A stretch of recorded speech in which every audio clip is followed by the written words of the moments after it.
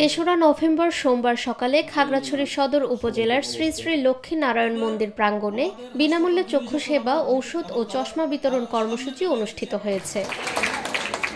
সনাতন সমাজ কল্যাণ পরিষদ সদর উপজেলা কমিটির আয়োজনে এবং চট্টগ্রামের লায়ন্স চক্ষু হাসপাতালের সহযোগিতায় দিনব্যাপী এই চিকিৎসা সেবা প্রদান করা হয়।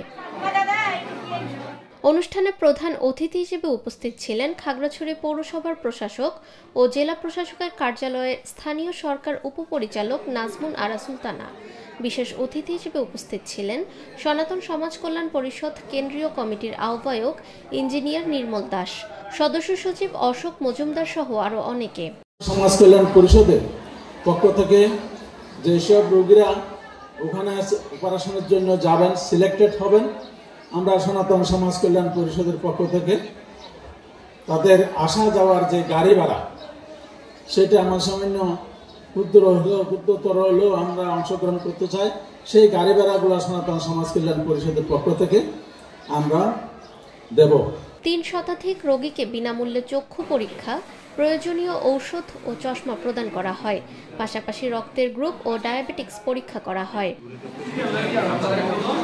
স্থানীয়দের অংশগ্রহণে দিনব্যাপী এই চিকিৎসা সেবা কার্যক্রমটি উৎসবমুখর পরিবেশে সম্পন্ন হয়েছে এবং সমাজ কল্যাণমূলক উদ্যোগের জন্য আয়োজকদের ধন্যবাদ জানান উপস্থিতরা।